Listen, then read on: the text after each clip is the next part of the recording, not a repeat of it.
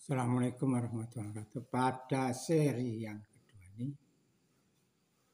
tema kita adalah teguh pendirian, yang ayatnya di seri 1 sudah saya bacakan di surat Al-Fussilat ayat 31. Namun pada pembahasan ini saya akan menyampaikan sebuah tembang Jawa, mudah-mudahan termasuk nguri-nguri budaya Jawa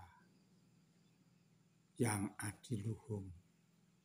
Tembangnya Sinom aja lah, Sinom Zaman Edan. Amenangi zaman edan,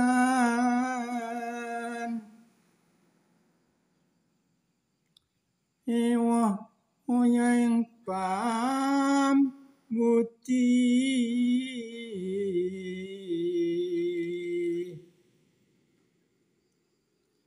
melu edan ora tahan,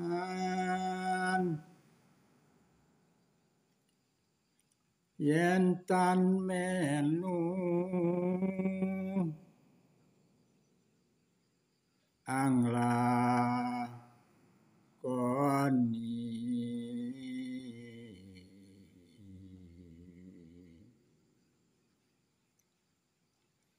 tatan kagungan milik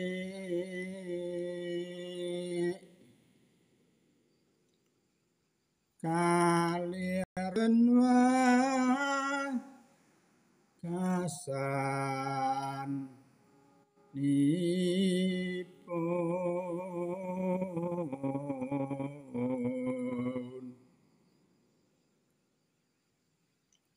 nilala kersaning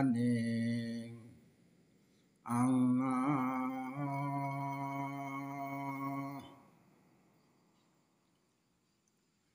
beca-becane wong kang lali,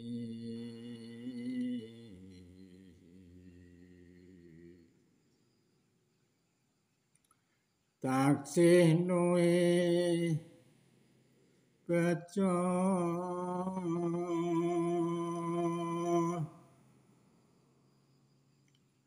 wong kang ening lan waspada.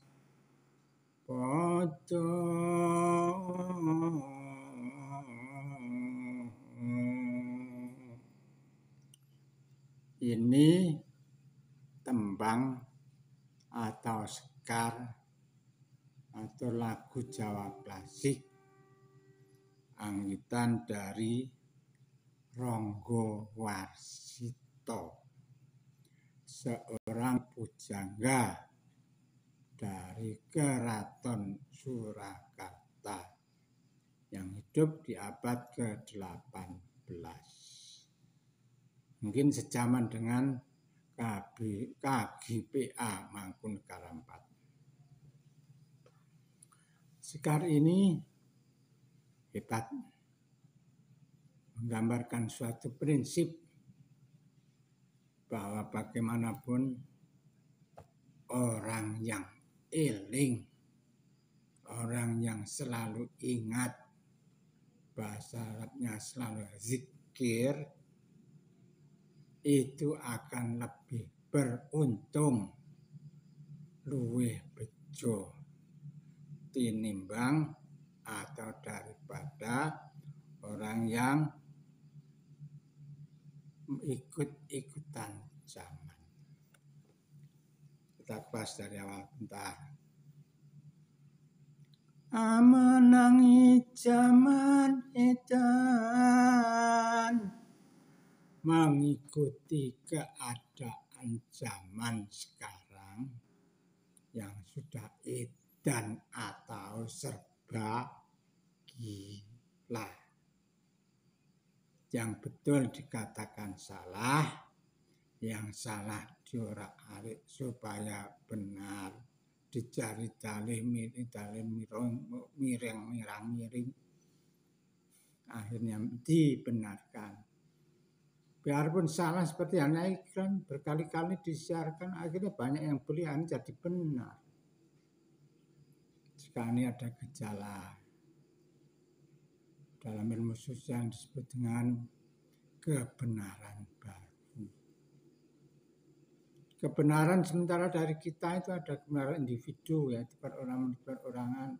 Kebenaran ada dari masyarakat menurut masyarakat, kebenaran dari negara menurut negara, kebenaran dari yang hakiki itu dari Allah Subhanahu wa taala. Sekarang ada kebenaran baru, bahwa sesuatu yang benar itu harus ilmiah, kan itu secara lama.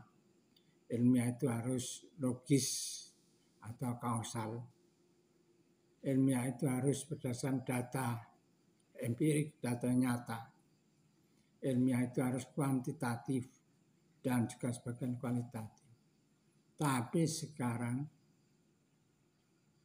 kebenaran baru itu tidak kualitatif, tidak kuantitatif, tidak dihitungkan dengan data empirik, tidak pakai rumus-rumus, tidak harus logika, tapi data yang kebenaran baru itu adalah berdasarkan perspektif atau sudut pandang, terutama dari para pejabat. Kemudian kebenaran kedua itu dari kebenaran modern atau kebenaran baru harus di framing, harus dibikin rangka atau kerangka dipulakan supaya banyak diakui orang banyak. Framing dipulakan. Nah, untuk bilang menjadi semua jadi serba tidak seperti adat yang kita laksanakan. Kebenaran baru. Nah, untuk bilang sudah ada pasca modern, ada new modern, ada modern, dan modern, nyebaran pasca modern. Sekarang ini kebenaran baru. Semuanya tidak pakai logika, semuanya tidak perlu etika, semuanya tidak perlu data-data yang kuantitatif ataupun yang kualitatif. Nah, untuk bilang nah, inilah zaman edan, zaman gila, yang halal jadi haram, yang haram dibikin remang-remang, akhirnya menjadi halal, sing enak pangan, sing enak untal, sing pahit dibati kayak gula menegi dan sebagainya. Menangi zaman edan ya ing pambudi, artinya serba repot. Ewo yang pambudi serba repot. Nah, repotnya gimana? Melu edan ora tahan, ikut jadi gila, kita nggak tahan atau tidak tahan bertentangan dengan batin kita. Nih, kalau tidak ikut, tidak mengikuti zaman, kita itu tidak punya apa-apa, tidak punya milik datan keagungan milik. Kaliran kasani penasinya kita kelaparan, menjadi orang miskin, menjadi orang yang tidak punya. Nah, untuk bilang menderita, sakit, susah, repot, nek ora melu makanya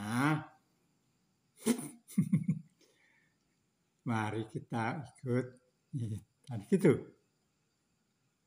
Kita ikut nyetan tojongitan. Nah. Datan kagungan milik yo wis ora apa-apa lah. Rugi donya ora dadi apa, sing penting bejo ning akhirate entuk mlebu warga, aja melu dilalah. Kersane Allah dilalah itu apa ya? Kebetulan sesuai dengan kehendak Allah. Aja melu ngedan dilalah kersane Allah.